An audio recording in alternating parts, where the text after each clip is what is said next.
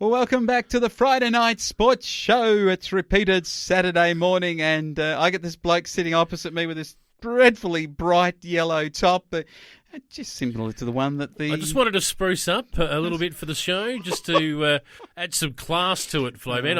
I said to my wife this morning, thank you very much, dear. I finally now have a garment worthy to be buried in. Yeah. As you heard a bit earlier on when we introduced this program, the brightness of this top, it does remind me of that Year 7 tracksuit that my parents bought me for a tenting camp, which I froze in. It looks just absolutely... It's quite nice and warm. That's all that matters. Not that we'll need it tomorrow. It's going to be hot. It's going to be hot at the game. You won't need that tracky top. And I'll tell you what, it looks like the away strip, that a long sleeve version of it. Oh, no, that's terrible. Shocking, isn't it? Away strip. Yeah, that's terrible. We'll get to that. We will, but no terrible strips at the MCG this evening. Richmond, they are backs against the wall stuff. First time we've said this about the Tigers in a while, but they've got two litmus tests back-to-back. They failed one last week.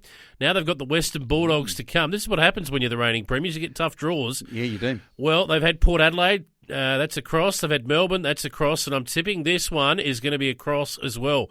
No Dusty Martin. The Western Bulldogs running across the top of the ground at the moment. For mine, they are the premiership favourites, not Melbourne.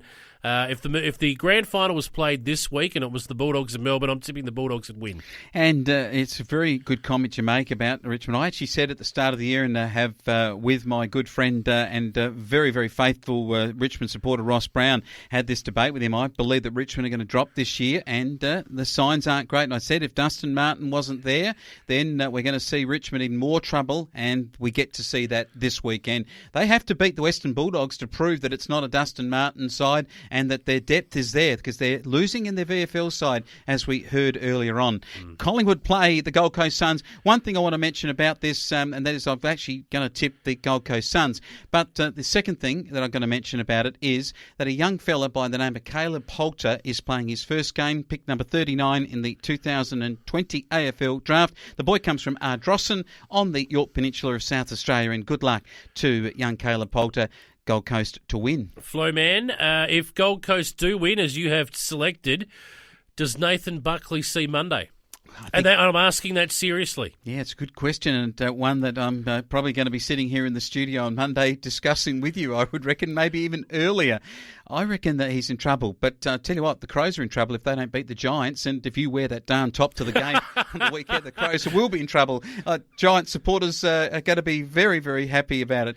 The Crows have to win. They really have to beat the Giants if they're any force, and I guess if they're showing that they've turned the corner. Well, look, there's two ways to look at it. You could say for their season's sake, yes, they have to win. They've got the month of doom coming up, the Crows.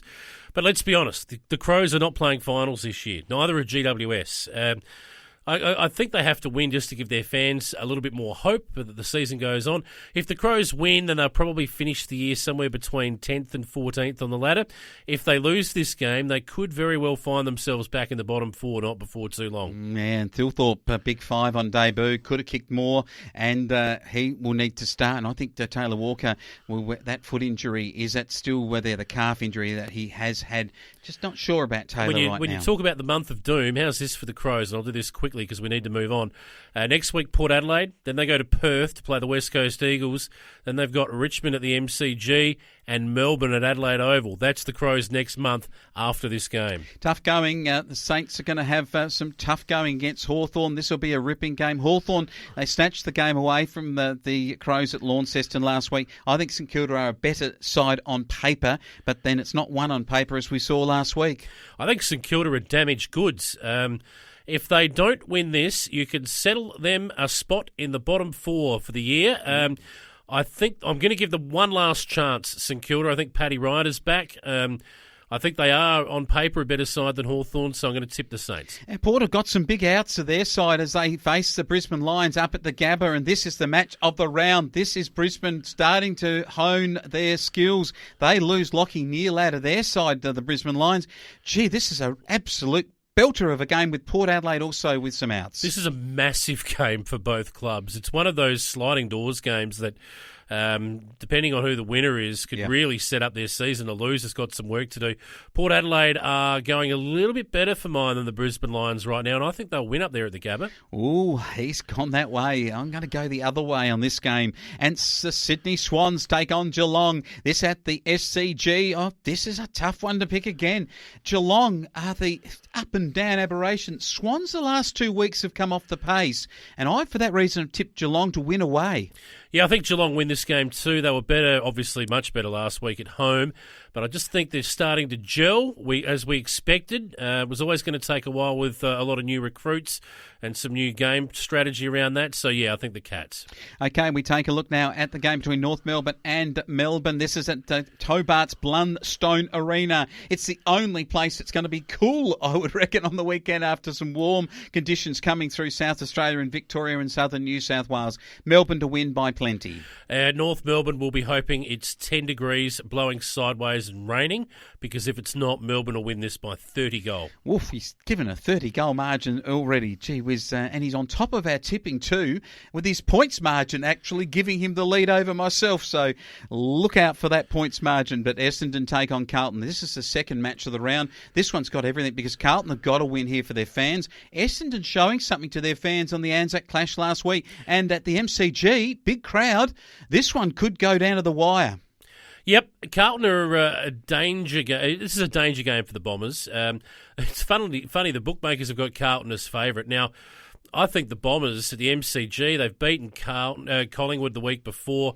I think the Bombers really should start as favourites, but ironically, I think Carlton might win. These are the games that Essendon tend to drop. So if Essendon are legit, they win this game. Simple.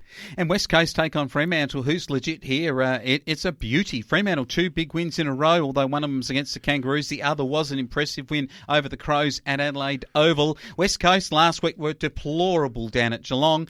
They are what I call, is it called the soft track bullies? Is that what the word is? I've got something a little bit more substantial to say about that West Coast performance last week. When Jeremy McGovern went from the ground, the West Coast Eagles' defence absolutely crumbled, and he will not be there this week. So with that in mind, I'm going to tip the Fremantle Dockers to win this. There is an interesting addition to the West Coast Eagles side, Shannon Hearn, the Angaston great. Yeah. He comes in. Now, is he over that round 4 injury? He had a bit of a calf complaint, so he's got to come in to replace McGovern. He's not the same player he used to be, but in playing this game, he will play his 292nd game and break the all-time record of games played by a West Coast Eagles player. So congratulations, Shannon Hearn, from the Angaston Footy Club up there in the Barossa Valley of South Australia. I'm tipping the West Coast Eagles because of that for a win. Okay.